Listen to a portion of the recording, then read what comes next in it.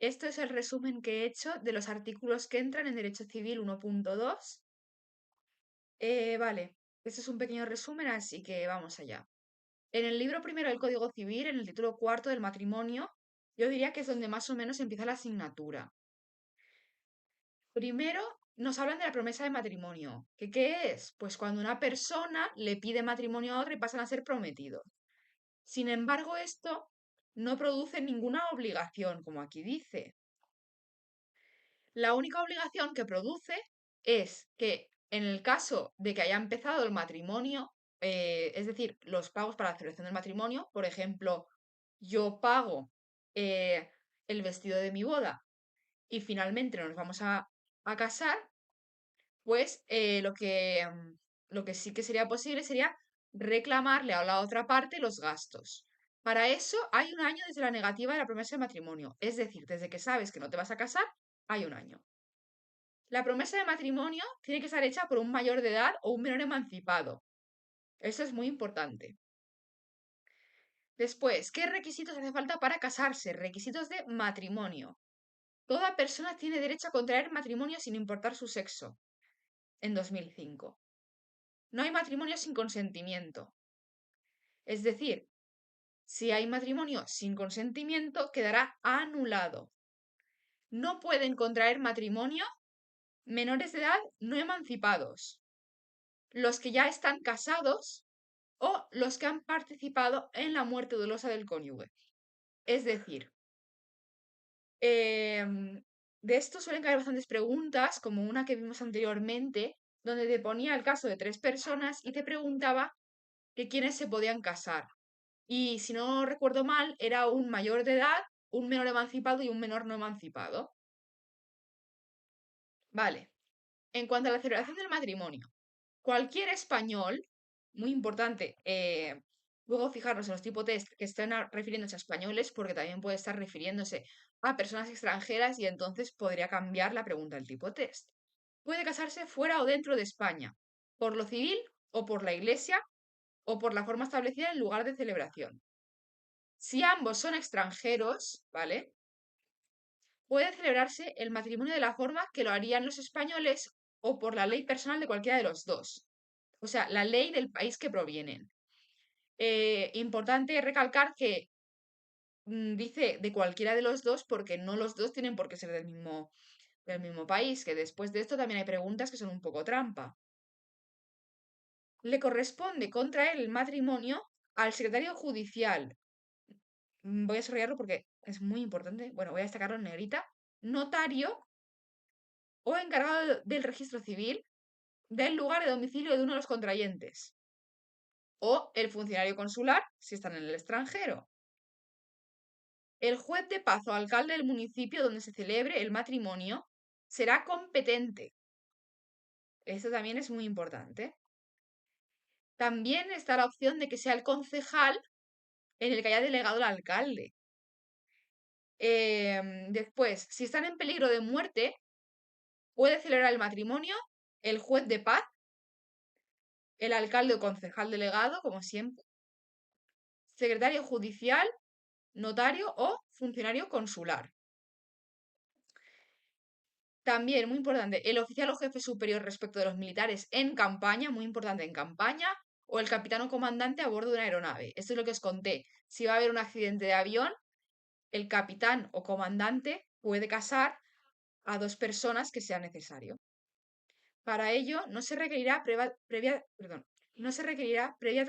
tramitación del acta o expediente matrimonial que vamos a ver a continuación. Solo os harán falta dos testigos mayores de edad. En caso de que sea por enfermedad, es decir, que no estemos ante un accidente como sería el caso de un avión, sino que alguien está a punto de morirse porque de repente tiene una enfermedad inesperada y le estiman, imaginaros, 2 días de vida, lo que vamos a requerir es el expediente médico. Otra pregunta que suele caer mucho, creo que ha caído en los últimos años, habrá caído en los últimos 10 años unas 4 veces, lo cual es bastante, que preguntaba, en caso de que sea incompetente el juez de paz, notario o cualquier otra persona que celebre el matrimonio, ¿quedará anulado el matrimonio? No, el matrimonio no queda afectado por la incompetencia de quien lo celebre. Luego vamos a ver los motivos por los que puede quedar anulado un matrimonio, pero este no es uno de ellos. Esta es muy importante. Después, el ministro de Justicia podrá autorizar el matrimonio secreto. Es decir, cuando hay una persona que, por ejemplo, esté en peligro, o sea, su vida esté en peligro, obviamente no se va a poner en la escritura pública si se va a casar con alguien o no. O más que nada también porque estamos hablando de que si tú pones esta persona y esta persona se han casado eh, en Murcia había tal y lo pones en un escrito público, pues lógicamente estamos favoreciendo que peligre la vida. Después, uno de los contrayentes podrá contraer matrimonio por apoderado, es decir, sin estar presencialmente. Esto ya lo hablamos el otro día también. Esto sí que es posible con una autorización y también después, si no me equivoco, hablamos que en este caso es bastante probable que, por ejemplo, se confunda una persona con otra y el matrimonio quede anulado. Igualmente eso lo vamos a ver ahora después también. Después, quienes deseen contraer matrimonio acreditarán previamente un acta o expediente, ¿vale? Esto ahora vamos a ver qué es el acta y qué es el expediente. No voy a adelantar las explicaciones. Si el matrimonio se tramita por secretario judicial, debe celebrarse ante este mismo, o sea, ante el secretario judicial u otro distinto, ante el juez de paz o el alcalde, o el concejal delegado, como siempre. Pero si el matrimonio se tramita por el encargado del registro civil, debe celebrarse por el juez de paz o alcalde. ¿Vale? Esto y esto. O sea, estamos diciendo, si tú tramitas el matrimonio por encargado del registro civil, luego no se puede celebrar ante un secretario judicial. Al igual que si lo hacemos por notario, debe celebrarse entre un notario, el juez de paz o el alcalde. Esto también es muy importante porque luego quedan en el tipo test, a veces te preguntan, ¿un matrimonio tramitado por el secretario judicial puede celebrarse ante? Y empiezan, encargado del registro civil, juez de paz, alcalde y notario. Falso, ¿vale? Falso porque, como hemos dicho, el secretario judicial solo puede ser por secretario judicial, que no tiene que ser la misma persona, tiene que ser un secretario judicial, ante el juez de paz o el alcalde. Sobre la celebración religiosa, pues la confesión religiosa por una confesión religiosa inscrita en términos acordados por el Estado. Es decir, tiene que ser una confesión religiosa por una iglesia que esté inscrita en los términos acordados por el Estado. No puede ser una iglesia inventada ni una iglesia que no esté, por así decirlo, verificada por el Estado. O sea, no cualquier iglesia es capaz de casarte legalmente. En este caso, que tenga acuerdos con el Estado, produce efectos civiles y efectos legales. Esos son los requisitos que tiene la celebración religiosa. ¿Veis? Tramitación de acta o expediente previo con arreglo a la normativa del registro civil. Libre manifestación del consentimiento ante un ministro de culto acreditado y dos testigos mayores de edad. Celebrado de tal forma que cumpla los artículos del capítulo cuarto. Vamos a poner lo de inscrita en términos acordados por el Estado porque eso es muy importante. Después en el tipo test no he visto que caiga, pero podría caer. Seguimos. Capítulo cuarto. Esto es lo que había dicho que tenía que cumplir aquí a continuación, esos artículos, que no sé si antes he señalado arriba porque he hecho una breve pausa en el vídeo un momento, pero bueno, no importa.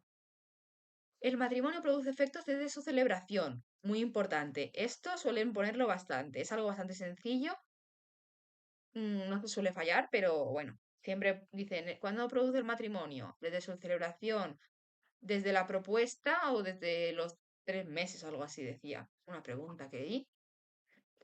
Perdón. Su celebración se hará constar mediante acta o escritura pública. Muy importante, eso también cae.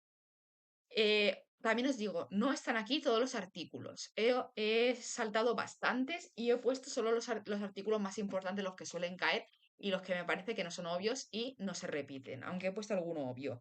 Los que veáis que son muy obvios es porque han caído algunas veces. La inscripción del matrimonio en España, realizado por la Iglesia, se practica con la presentación de una certificación de la Iglesia. Básicamente, te casas por la Iglesia, necesitas un certificado que se lo puedas presentar, ¿vale? Para inscribirlo en el registro civil. Para reconocer un matrimonio secreto, basta con inscribirse en el libro especial del registro civil. Matrimonio secreto, lo que dijimos antes. En caso de que una persona, por algún motivo, su vida peligre por estar, porque se sepa públicamente dónde está, por ejemplo, era un matrimonio secreto. Capítulo quinto. Derechos y deberes de los cónyuges. Ambos son iguales en derechos y deberes. Es decir, ante la ley, ambos son iguales. Deben respetarse y ayudarse mutuamente. Actuar en interés de la familia. Obligados a vivir juntos. Guardarse fidelidad.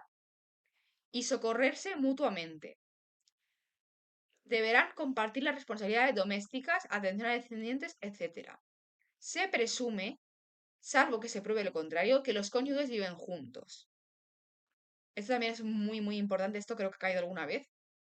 Y si no me equivoco, estas de arriba, upa, a ver que no puedo escribir. Estas de arriba también han caído alguna vez. Fijarán en común un domicilio. Me he puesto dos veces común, vale. En caso de que no se pueda decidir entre los dos y haya conflicto entre cuál va a ser el domicilio, resuelve un juez. Os vais a dar cuenta que siempre que no se decida nada aquí, resuelve un juez, en todo. Ninguno de los cónyuges puede atribuirse la representación del otro sin autorización. De esto también hay una pregunta que decía, un cónyuge puede atribuirse la representación del otro sin autorización. Y era de verdadero o falso. Entonces, ninguno la representación del otro. Sin autorización. Con autorización sí se puede. Madre mía, estoy liando. Vale. Sin autorización. Ahora, lo que hayamos dicho. Matrimonios nulos. Son nulos si se celebran sin consentimiento. Vamos a marcar esto también en negro. Celebrado por menores o ligados en vínculo matrimonial. Contraídos sin la intervención del que debe celebrarse. Por ejemplo, aquí habíamos puesto que nos hace delante del juez de paz, pero también es lo que habíamos dicho. Cuando hemos dicho aquí antes, por ejemplo, estamos haciendo un matrimonio tramitado por el secretario judicial y después lo celebramos ante el notario. Este matrimonio queda nulo. Espero que eso más o menos se pueda entender bien.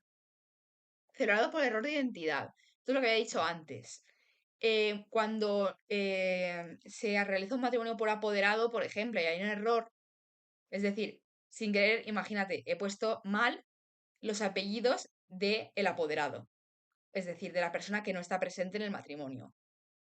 Y firmamos y nos casamos. Ahora que me he casado con una persona que resulta que no era, pues queda, obviamente, ¿vale? Queda nulo. Contraído por coacción o miedo grave, también es nulo. La acción para pedir nulidad del matrimonio corresponde a los cónyuges, al Ministerio Fiscal y cualquier persona que tenga interés directo en ella, excepto si la causa fuere la falta de edad. Solo pueden pedir nulidad sus padres, tutores o el Ministerio Fiscal.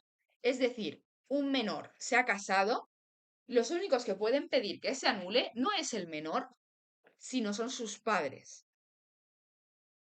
O el Ministerio Fiscal, ¿vale? Estamos ante otro caso también. Al llegar la mayoría de edad es solo el menor el que después puede casarse con el que era su prometido, su prometida, su marido, su mujer, con quien sea, ¿vale? Solo puede ser esa persona quien diga, yo quiero volver a casarme con esa persona. ¿Por qué? Porque como estamos básicamente diciendo que eso es por proteger al menor, ¿no? Imaginaos que ha sido un matrimonio contraído por coacción. Entonces, por así decirlo, luego no puede ser la otra persona quien haga el acto de matrimonio. Aquí hay una excepción que es que los cónyuges hubieran vivido juntos ya un año después de que el que era menor ha alcanzado la mayoría de edad. Eso no sé si lo entendéis, espero que sí. Vale. Después, por error, coacción o miedo grave, solo puede pedir nulidad el cónyuge que ha sufrido el vicio. Es decir, yo te obligo a que te cases conmigo, nos casamos y yo no puedo pedir que se anule el matrimonio. Tienes que pedirlo tú porque eres tú quien tiene miedo grave y a quien te he coaccionado. La declaración de nulidad del matrimonio no invalidará los efectos ya producidos respecto de los hijos y del contrayente de buena fe. La buena fe se presume. O sea, de buena fe estamos refiriendo a que, por ejemplo, si en un matrimonio dos personas se van a casar y resulta que se casan y uno ya estaba casado con otra persona y se anula el matrimonio y nos hemos metido en una sociedad de gananciales que ya explicaremos lo que es, imaginaos que, claro, se anula el matrimonio y aunque uno lo ha hecho ya sabiendo que se iba a anular y que lo ha hecho mal, la otra persona no lo sabía. Entonces, la otra persona no tiene por qué estar perjudicada por ello. La separación. Muy importante saber que la separación no disuelve el matrimonio, sino que, vamos a decir, decir de una forma que le pone una pausa. Se decreta judicialmente la separación cuando existan menores no emancipados o hijos mayores de edad, con medidas de apoyo. Después, a partir de 3 meses del matrimonio, siempre que no exista ningún riesgo de integridad. Es decir, si está en peligro la vida de una persona, lógicamente, automáticamente se separa el matrimonio. Los menores no emancipados o mayores con medidas de apoyo deben dar su consentimiento a las medidas que les afecten. Como siempre, constará en escritura pública la sentencia de separación.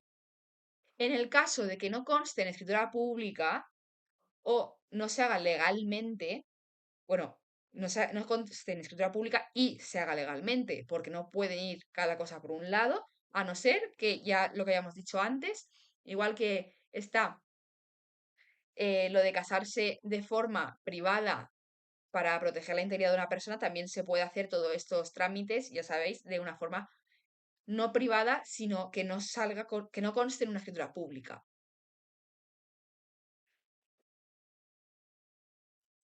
Lo que quería decir también es que, eh, básicamente, cuando la separación no es legal, existe lo que es la separación de hecho, que también, no sé si ahora mismo sale en este resumen o no, pero sí hay que distinguir entre separación legal y separación de hecho. Separación de hecho es pues cuando tú te enfadas con, con el otro cónyuge y te vas a vivir, yo qué sé, un mes lejos y estáis separados, por así decirlo, pero eso no implica que legalmente estéis separados y mucho menos divorciados, ¿vale? Después, la reconciliación pone fin al procedimiento y lo resuelto. La reconciliación pone fin al procedimiento. Vamos a marcarlo, es muy importante. Constará en escritura pública también, muy importante. A partir de los 3 meses. A partir de los 3 meses de la celebración, del matrimonio. Siempre que no exista riesgo de integridad. Es decir, que siempre que te van a poner, siempre a partir de los 3 meses, no. Siempre no. ¿Vale? Esto vamos a marcarlo también por si acaso. Y vamos a seguir. Disolución del matrimonio, es decir, divorcio. El matrimonio se declara nulo, que me he saltado aquí la palabra, nulo, por la muerte o declaración de fallecimiento de uno de los cónyuges y por el divorcio. Em, Diferencia entre muerte y declaración de fallecimiento. Esto creo que lo vimos en Civil 1.1. Básicamente, la declaración de fallecimiento es cuando una persona está mucho tiempo desaparecida o en una guerra y no vuelve y pasa cierto tiempo, se declara muerto. Se declarará judicialmente el divorcio a petición de un cónyuge, de ambos o uno con consentimiento del otro. Podrán acordar su divorcio ante el secretario judicial mediante la formulación de un convenio o en escritura pública ante un notario. No perjudicará a terceros de buena fe, sino a partir de su inscripción en el registro civil. Bien, yo creo que esto no le he dado mucho bombo porque tampoco es algo muy difícil. Me parece que después la segunda parte, no sé si la voy a grabar ahora, porque ya llevamos 20 minutos de vídeo y luego para subirlo está eso 4 horas, que la parte más complicada es la que vimos la otra vez, la de filiación y, y la patria potestad. Efectos comunes de nulidad, separación y divorcio.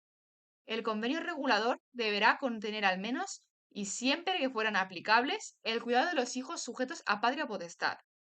Régimen de visita de nietos con sus abuelos, siempre ante el interés de aquellos.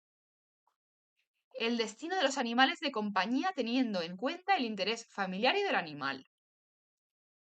Atribución de uso de la vivienda y ajuar familiar.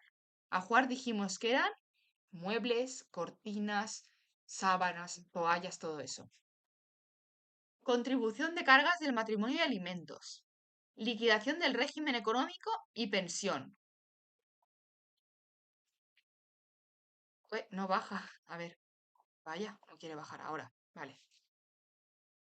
La separación, la nulidad y el divorcio no eximen a los padres de sus obligaciones con los hijos. Esto es muy importante también. La patria potestad se puede acordar o será regulada por el juez. El juez determinará la contribución de cada progenitor, en caso de que haya un acuerdo, esto, ¿vale? La autoridad judicial determinará cuándo, cómo y dónde podrá ver el progenitor que no habita normalmente con los hijos. eh, o sea, básicamente donde puede verlos, lo que pasa es que lo he escrito fatal. Voy a ver si puedo perfeccionar esta frase. Un momento. Vale, ya he puesto un poquito mejor la frase. La autoridad judicial determinará cuándo, cómo y dónde podrá ver el progenitor que no habita normalmente con los hijos a estos. No procederá ningún régimen de visitas si está en prisión, sea provisional o firme. Después, recientemente entró una ley, ¿vale? Que iguala a los animales a los hijos. Antes se consideraba que un animal era un bien. Ahora mismo no. Ahora mismo, eso, animales igual que hijos. Esto no es un artículo, pero sí que he pensado que era conveniente ponerlo aquí. El uso de la vivienda familiar corresponderá a los hijos comunes menores de edad y al cónyuge en cuya compañía queden. Muy importante, esto entra en el examen siempre. No habiendo hijos, podrá acordarse que el cónyuge no titular use la vivienda.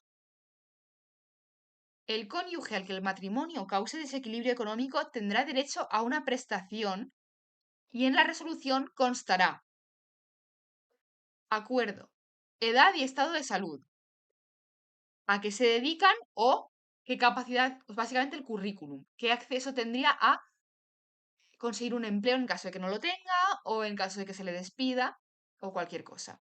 Dedicación pasada y futura de la familia. Duración del matrimonio y convivencia. Pérdida eventual del derecho a pensión. Medios económicos. Cualquier otra circunstancia relevante. El cónyuge de buena fe cuyo matrimonio ha sido declarado nulo tendrá derecho a una indemnización si ha existido convivencia. Eso es lo que hablábamos antes, ¿vale? Que os he explicado lo de que lo de el matrimonio que se acababa de casar y resulta que otro tenía otro matrimonio ya activo, por lo que el matrimonio quedaba nulo. En cualquier momento la pensión puede sustituirse por el usufructo de determinados bienes o entrega de un capital en bienes o dinero.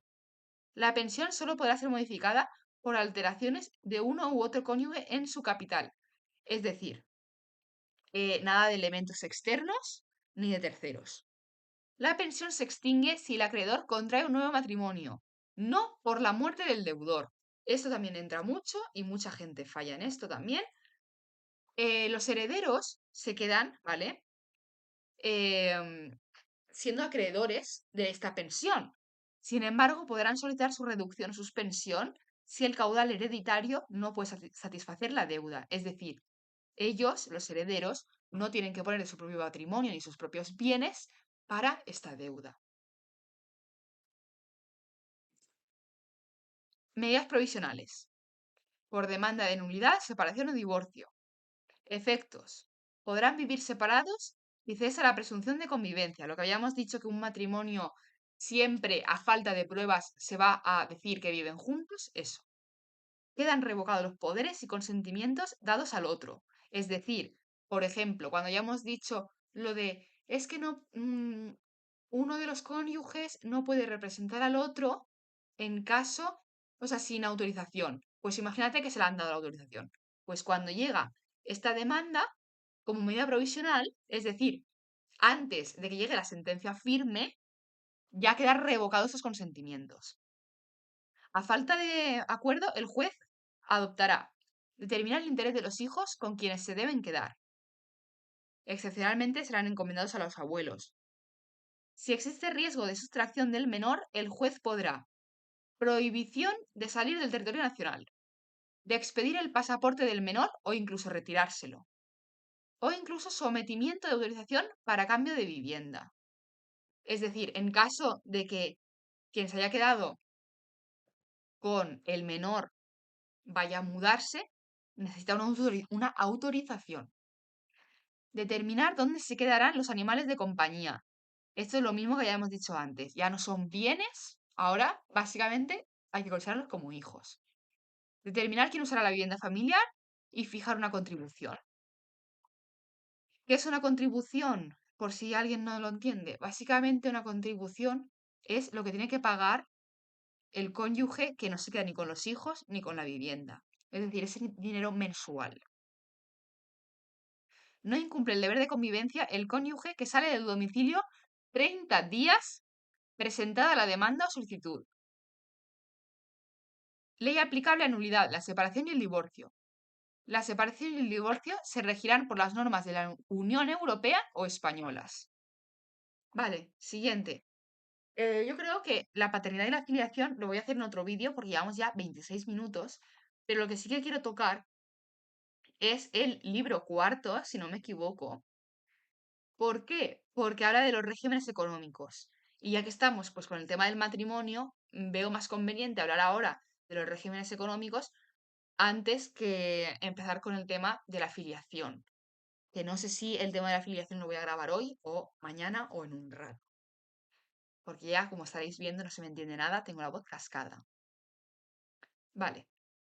¿Cuál será el régimen? El que estipulen las capitulaciones. Las capitulaciones que habíamos dicho que se hacían antes de casarse. En el caso de que no se especifiquen las capitulaciones, el régimen prioritario, el que siempre se pondrá, es el de gananciales.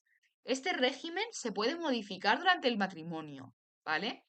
A ver, a falta de capitulaciones, régimen de gananciales. El que estipulen las capitulaciones. Se puede modificar. Los bienes de los cónyuges están sujetos al levantamiento de las cargas del matrimonio.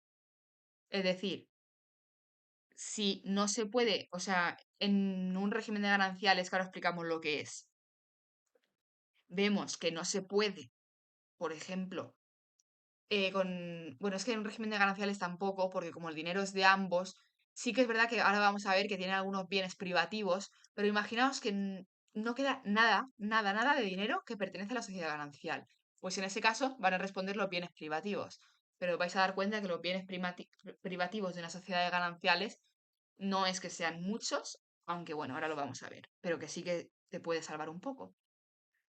Cualquiera de los cónyuges podrá realizar los actos encaminados a atender las necesidades ordinarias de la familia. Es decir, aunque compartamos el dinero en una sociedad de gananciales, si mi hijo pasa hambre, yo puedo coger ese dinero y comprar comida para mi hijo. No necesito ninguna autorización del marido. Para el uso de la vivienda habitual que pertenece a uno solo, se requerirá el consentimiento de ambos o una autorización judicial. Es decir, la casa es solo mía, en la separación de bienes, por ejemplo. Pero yo me caso, pues con la persona que yo me haya casado, como la casa no es suya, necesita que yo la autorice o, si yo no quiero, que un juez lo haga. Cuando fallecen uno de los dos, el ajuar se entrega al que sobrevive sin ser computado. Es decir, cuadros, decoración de la casa y todo eso. Es muy importante ponerlo de no entra en ajuar objetos de extraordinario valor. Por ejemplo, si yo tengo un cuadro que es un Goya, lógicamente eso no se computa como ajuar, ¿vale? Eso no se cuenta como ajuar, eso se cuenta como una obra de arte. ¿Qué quiero decir? Que hay que separar un poco las cosas. No puedes coger y tienes un sillón que vale 2 millones de euros porque es de un diseñador que yo que sé, y decir, no, es que es a jugar. Eso no se puede, ¿vale? Serán nulos los actos gratuitos sobre bienes conjuntos unilaterales, lo que dijimos el otro día. Tenemos dos cosas, o sea, tenemos una cosa, perdón, dos personas en común, o el marido y la mujer, o el marido y el marido, la mujer, lo que sea. Y uno lo regala sin consentimiento del otro. Queda nulo. En caso de venta, recordad que habíamos dicho anulable. O sea, si es gratis, nulo, si es venta, anulable. No confundir, que eso luego entra mucho. Y también he visto que falla mucha gente en eso y que hay muchos resúmenes que está mal puesto. Podrán transmitirse por cualquier título bienes y derechos y celebrar entre sí toda clase de contratos. Esto también suele entrar bastante. Para determinar que cierto bien es propio, basta con la confesión del otro. Esto también muy importante. Capitulaciones matrimoniales. Podrán modificar o sustituir el régimen o disposiciones que haya en el matrimonio. Podrán ser antes o después del matrimonio. Deben constar en escritura pública. Muy importante, escritura pública, antes o después. Podrán modificar o sustituir el régimen o disposiciones. Eso es importante también. Será nula cualquier estipulación contra las leyes. Para que sean válidas deberán realizarse ante la asistencia de las personas que intervinieron, si es que viven, ¿vale? La existencia de pactos, modificaciones, se indicará mediante nota en la escritura que contenga. Perdón. Upa, me ha dado un poco de hipo, vale. Que contenga la anterior estipulación y el notario lo hará constar en las copias que expida. ¿Esto qué quiere decir? Cuando vamos a cambiar, por ejemplo, una norma de nuestro régimen económico en nuestro matrimonio, es muy importante que conste la norma antigua, la norma nueva y luego que el notario lo haga constar en todas las copias. Es decir, todas las copias oficiales de notario tendrán que tener la anterior y la nueva. La estipulación en ellas quedará sin efecto si el matrimonio no se contrae en el plazo de un año. Es decir, yo hago la capitulación y lo dejo 2 años. Esa capitulación ya no vale. Si no me he casado, ¿vale? Vamos a poner plazo de un año. Muy importante. La anulación de esta no perjudicará a terceros de buena fe. Pues como todo, ¿no? Donaciones por razón de matrimonio. Cualquier persona las hace por razón del mismo en beneficio de uno o dos de los esposos. Cualquier persona. Hay una pregunta que era verdadero o falso y decía que solo se podía hacer entre ellos, es decir, entre el marido y la mujer. Es falso. Lo puede hacer tu madre, lo puede hacer tu tía y lo puede hacer un amigo. Todas se rigen por las reglas ordinarias. Es decir, si yo te voy a básicamente a donar una casa, tengo que pagar los impuestos ordinarios que sería de una donación cualquiera. Lo único que el motivo de la donación es razón de matrimonio.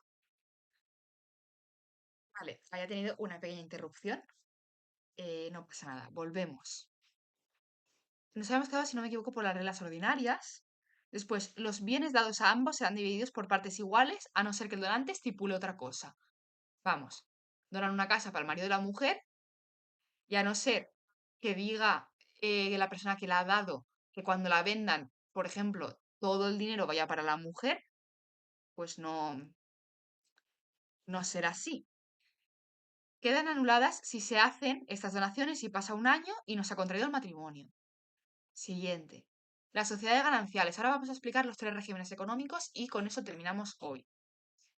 El otro vídeo será más corto, pero también os tengo que avisar que el otro a lo mejor le añado algo más después de hacer el vídeo conforme vaya estudiando y repasando, porque creo que es el tema que peor llevo y añadiré alguna cosa. Igualmente ya lo sabéis que lo tenéis todo subido en el Drive y aunque os lo descarguéis, el Drive se va actualizando solo. Entonces cualquier cosa que yo escriba la vais a tener ahí. Las sociedades gananciales. Se hacen comunes para los cónyuges las ganancias o beneficios indistintamente. Empezará tras la celebración del matrimonio o cuando se pacte en las capitulaciones. Son privativos los bienes que, ¿qué quiere decir privativos? Que pertenecen solo a uno de los cónyuges. Animales que pertenecieran antes de iniciar la sociedad. Es decir, yo tenía un animal antes de casarme, ese animal sigue siendo mío. Adquiridos por título gratuito, es decir, regalos. Adquiridos a costa o en sustitución de bienes privativos. Por ejemplo, eh, es que decir esto está un poco feo, pero imaginaros, yo tengo una oveja antes de casarme que es mi oveja y yo vendo mi oveja. he puesto una oveja para que no sea un perro, un algo de caza y no quede feo, ¿vale? Si yo tengo una oveja y vendo mi oveja, esos 300 euros de vender mi oveja me los quedo yo. Los adquiridos por derecho al retracto perteneciente a uno de los cónyuges. Resarcimiento de daño a la persona o sus bienes privativos. Muy importante. Privativos. Objetos de uso personal que no sean de extraordinario valor. Jugar y todo eso. Instrumentos necesarios para ejercer su oficio, a excepción de que sea de un establecimiento de carácter común, un oficio de carácter común, etc. Bienes gananciales. Vamos a subrayar esto. Bienes gananciales, bienes privativos. Obtenidos por el trabajo o la industria de cualquiera de los dos. Frutos o rentas de los bienes tanto privativos como gananciales. Frutos o rentas, ¿vale? No el bien privativo. Por ejemplo, tengo yo una plantación de tomates. Los tomates y el dinero que generen son de las sociedades gananciales, pero la plantación es mía. Adquiridos por título oneroso, adquiridos por derecho al retracto perteneciente a la sociedad, empresas y establecimientos fundados durante la sociedad, todo lo mismo. El derecho de usufructo o de pensión pertenece a uno. Pertenecerá a sus bienes privativos, pero los bienes producidos no, lo que yo os decía a los tomates. Un préstamo pedido por uno de ellos antes de la sociedad. No será pagado de las sumas gananciales. Si yo pido un préstamo para comprarme un coche antes de casarme, pues lógicamente después, cuando yo me case, ese préstamo no lo va a devolver la sociedad ganancial, lo voy a devolver yo de forma privativa e individual. Las ganancias obtenidas en el juego o lotería pertenecen a ambos, aunque haya comprado yo sola el billete de lotería. Los bienes comprados a plazos siempre serán privativos, aunque sea satisfecho con dinero ganancial, a excepción del ajuar, vivienda, etc. Yo me compro un coche, esta pregunta sale tal cual, ponía algo como Mateo se compra un coche pagado a plazos. ¿Cuál es el carácter de este bien? Pues aquí tenemos. Serán privativos, incluso aunque esté pagado con dinero ganancial. Bienes comprados a plazos, siempre privativos. Muy importante. Se presumen gananciales los bienes existentes del matrimonio, a no ser que se demuestre lo contrario. El cónyuge que aporta bienes privativos para los gastos que sean cargos de la sociedad deberán ser reintegrados. Con gastos de la sociedad, por ejemplo, también nos referimos a hijos. Si yo pago de mis bienes privados ciertas cosas para los hijos, después las sociedades gananciales, ese ahorro común que tenemos, tiene que devolverme todo. Los bienes de la sociedad responderán frente a deudas contraídas por una de ellos en el ejercicio de la patria potestad o gestión o el ejercicio de la profesión. Deberán informarse recíprocamente y periódicamente de cualquier actividad económica suya. Hay muchos casos después de el marido, por ejemplo, se gasta todo el dinero sin avisárselo a la otra persona. En caso de que no estaban periódicamente informados, ya entramos con que se podría ir a juicio y todo eso, pero si se lo gasta y la otra persona lo sabe, pues mira, lo siento mucho. ¿Cuándo concluye? Cuando se disuelva el matrimonio, cuando se declare nulo el matrimonio, cuando se acuerde la separación legal y se acuerde en ella también eh, el fin de la sociedad de gananciales. Normalmente sí, siempre se suele acordar, ¿vale? A no ser que se estipule lo contrario. Convengan un régimen distinto, es decir, que ya no quieran seguir con esta sociedad de gananciales y prefieran básicamente tener separación de bienes, o cuando un juez lo decida. Una vez disuelta la sociedad, se procederá a su liquidación, tanto de inventario activo como pasivo. Pasivo, por ejemplo, deudas pendientes. Y todo quedará mitad-mitad. Régimen de participación. Este era bastante complicado de entender. De hecho, empieza en el artículo 1411 del Código Civil y he decidido poner un ejemplo porque básicamente ocupa un par de artículos y yo creo que con este ejemplo se entiende mejor. Ana trabaja y ahorra durante el matrimonio. Llega a tener 40.000 euros. Juan también trabaja, invierte y gana más. Tiene 100.000 euros. Ana es dueña de su dinero. Juan es dueño del dinero, o sea, del suyo. Cada uno hace con su dinero lo que quiera. Pero al divorciarse, Se calcula cuánto han ganado los dos desde que se casaron. Es decir, Ana ganó 40.000, Juan ganó 100.000. ¿Cuál es la diferencia, cuál es la diferencia entre lo que ganaron? 60.000. Como Juan ganó más, debe darle a Ana la mitad de esa diferencia. Es decir, 60.000 entre 2, 30.000. Resultado, Juan le da a Ana 30.000 y ambos terminan con 70.000 euros cada uno. Es decir, acaban los dos igual. Exactamente igual, sin importar lo que haya ganado cada uno. De hecho, yo diría que el régimen de participación es el menos común. No tengo ni idea, pero lo he escuchado muy pocas veces. Último, separación de bienes. ¿Veis que es muy breve? Ya estamos por terminar, 40 minutos. Menos mal que no hemos dado la otra parte porque se me está secando la boca. Separación de bienes. Debe haberse pactado en las capitulaciones o por sentencia firme. Pertenecerán a cada uno los bienes que tuviesen antes del matrimonio y adquiridos después. Contribuirán proporcionalmente, a no ser que se pacte lo contrario a los gastos del matrimonio. Cuando no se pueda acreditar a quién, se dividirá en partes iguales. O sea, cuando hay una cosa que no se sepa de quién es, se divide por la mitad. Punto. Espero que se haya quedado más o menos claro. Lo siguiente que quedaría ya, como veis, es este trocito y esta hoja de aquí. Y esta de aquí. Esto es lo último que quedaría. 3 caras, pero que realmente son 2. Y nada, eso es lo que os he dicho que añadiré más y ya está. Ya en otro vídeo nos vemos.